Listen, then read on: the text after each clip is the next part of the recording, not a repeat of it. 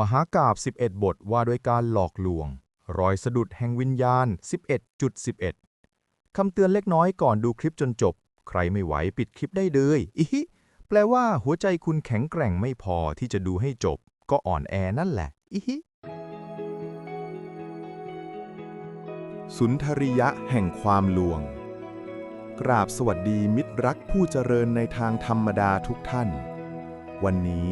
เรามิได้มาเพื่อชี้นิ้วสั่งสอนใคร เพราะกิริยาเช่นนั้นช่างดูไม่สำรวมเอาเสียเลย แต่เราจะขอมาสนทนาปราศัย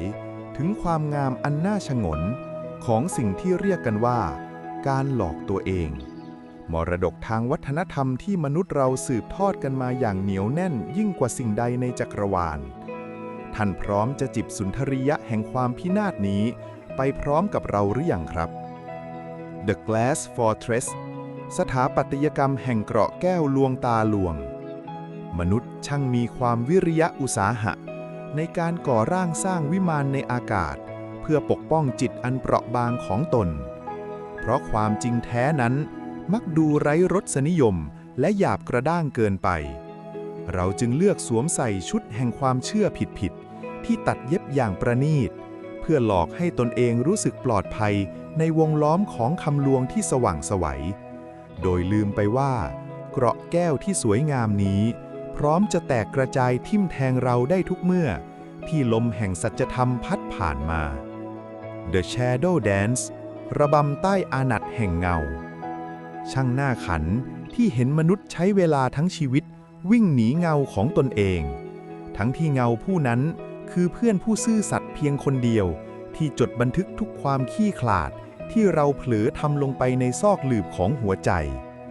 การหลีกเลี่ยงที่จะสบตาตนเองในกระจกเงามืดนั้นช่างเป็นความขลาดกลัวที่ถูกเคลือบด้วยความสง่างามเสียเหลือเกินเรายอมเหนื่อยหอบเพื่อวิ่งหนีความจริงเพียงเพราะกลัวว่าเงาจะตะโกนบอกว่าเธอมันก็แค่คนจอมปลอม The Premium Fake นิทรรศการภาพลักษณ์ที่ปราศจากตัวตนเรายินดีสละแม้กระทั่งความสว่างไสวของหัวใจเพื่อนำพลังงานทั้งหมดไปเติมแสงไฟให้แก่รูปโฉมภายนอกที่ผู้อื่นปรารถนาจะชื่นชมนี่คือการลงทุนที่คุ้มค่าเหลือเกินสำหรับผู้ที่ชื่นชอบการเป็นของปลอมเกรดพรีเมียมในตลาดมืดแห่งจิตวิญญาณเรายอมเป็นตุ๊กตาที่สวยงามแต่ไร้ลมหายใจในโลกที่ความจริงกลายเป็นสินค้าราคาสูงที่มนุษย์ทั่วไปมิอาจเอื้อมถึง The Immortal Victim ศิลปะแห่งการเป็นเหยื่อผู้เป็นอมตะความลับของการไม่ต้องก้าวข้ามผ่านอุปสรรคใดๆในชีวิตคือการปล่อยให้ตนเองเสพติดรสชาติอันหอมหวานของการเป็นผู้ที่ถูกกระท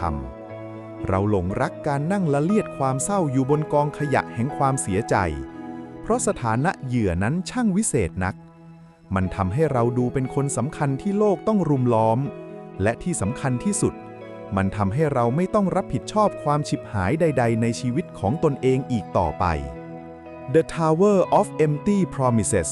หอคอยงาช้างที่สร้างจากคำมั่นสัญญาอันว่างเปล่าการพยายามตะเกียกตะกายขึ้นไปยืนให้สูงกว่าผู้อื่น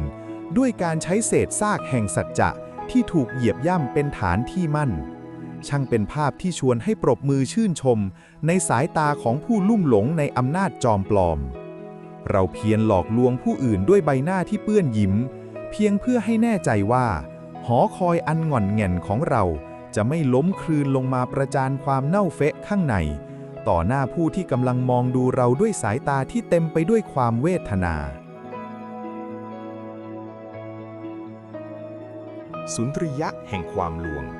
องค์ที่ 2 ข้อ 6 ถึงบทสรุป 6. The Coward Saint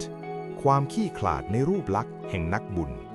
ช่างเป็นความอัจฉริยะที่มนุษย์มักหยิบยืมเสื้อครุยแห่งศีลธรรมมาสวมทับเพื่อปกปิดความละโมบที่เต้นเร้าอยู่ในซวงอกยิ่งผู้ใดเพียรพยายามประกาศตนว่าเป็นคนดีถี่หวนเท่าไหร่ลึกๆในใจอาจมีเงาที่ดำมืดที่สุดซุกซ่อนอยู่เพื่อรอวันที่จะทรยศสัจจะการเป็นนักบุญจอมปลอมช่างเป็นบทบาทที่คุ้มค่าเพราะมันทำให้เราทำความเลวได้อย่างสง่างามที่สุด The Lonely Cage พันธนาการแห่งรักที่พร่ามัว เราหลอกตัวเองอย่างซื่อตรงว่าความรักคือการครอบครองและเป็นเจ้าของชีวิตผู้อื่นทั้งที่ในความจริงแท้เราเพียงแค่ขลาดกลัวที่จะต้องอยู่ลำพังกับเงาของตนเองในห้องที่ว่างเปล่าเราจึงยอมโอบกอดความสัมพันธ์ที่ผุพังและเน่าเฟะเอาไว้เพียงเพื่อใช้ร่างกายของผู้อื่นเป็นโล่กำบังมิให้เราต้องเผชิญหน้ากับความว่างเปล่าในใจตนเอง The Silent Killer เมื่อคำโกหกสีขาวกลายเป็นหลุมดำเราเริ่มหว่านเมล็ดพันธุ์แห่งการโกหกเล็กๆโดยอ้างว่าเพื่อรักษาน้ำใจจนในที่สุดเมล็ดพันธุ์นั้นกลับเติบโตเป็นฆาตกรเงียบที่ลงมือสังหารความสัตย์จริงให้ตายไปจากชีวิตอย่างเลือดเย็นเราไม่ได้โกหกผู้อื่นหรอกครับแต่เรากำลังสร้างโลกที่มืดมิดขึ้นมาขังตนเองไว้จนสุดท้ายเราก็แยกไม่ออกว่าสิ่งใดคือความจริงและสิ่งใดคือลมปากที่เน่าหนอน The Shattered Mirror กระจกแห่งสัจธรรมที่ถูกทุบทำลายเมื่อแสงสว่างแห่งผู้สร้างสาดส่องลงมาสะท้อนให้เห็นความโสมมที่ซ่อนอยู่มนุษย์มักจะสั่นสะท้านด้วยความขลาดกลัวแทนที่จะขอบคุณกระจกที่ส่องให้เห็นความจริงพวกเขากลับเลือกที่จะวิ่งหนีไปซุกตัวอยู่ในเรื่องราวที่ไร้สาระและเปลือกนอกอันเบาหวิวเพราะการยอมรับความจริงที่เจ็บปวดนั้นต้องใช้หัวใจที่แกร่งกล้ายิ่งกว่าการเป็นคนลวงโลกไปวันๆ The Endless Loop กงล้อแห่งวิบากกรรมที่หมุนวนในอ่างช่างน่าสมเพชที่เห็นมนุษย์ใช้เวลาทั้งชีวิตเดินวนอยู่ที่เดิมในเขาวงกฏที่ไร้ทางออกเพียงเพราะไม่เคยรวบรวมความกล้าพอที่จะพูดความจริงกับตัวเองแม้แต่เพียงเสี้ยววินาทีกงล้อแห่งความหลอกลวงจึงทำหน้าที่ของมันอย่างซื่อสัตย์โดยการพาเราไปพบเจอแต่เรื่องราวเดิมๆและความเจ็บปวดซ้ำๆในฐานะบทลงโทษของผู้ที่ตกหลุมรักคำโกหกของตนเอง The Intentional Glitch รอยสะดุดที่ถูกนิยามว่าเป็นอุบัติเหตุเชกเช่นจังหวะสะดุดในบทเพลงที่จงใจรังสรรค์ขึ้นมนุษย์มักจะแกล้งทำเป็นมองไม่เห็นจุดผิดพลาดที่ตนตั้งใจก่อแล้วเป่าประกาศต่อโลกอย่างน่าตายว่าเป็นเพียงอุบัติเหตุหรือโชคชะตาทั้งที่ลึกลงไปในกมลสันดานมันคือความจงใจที่จะเลวอย่างประณีตเพื่อรักษาผลประโยชน์อันต่ำต้อยของตนเองเอาไว้บทสรุปการแนะนำเพลงหมัดฮุกสุดท้ายหากท่านรับฟังมาถึงจุดนี้และเริ่มรู้สึกว่า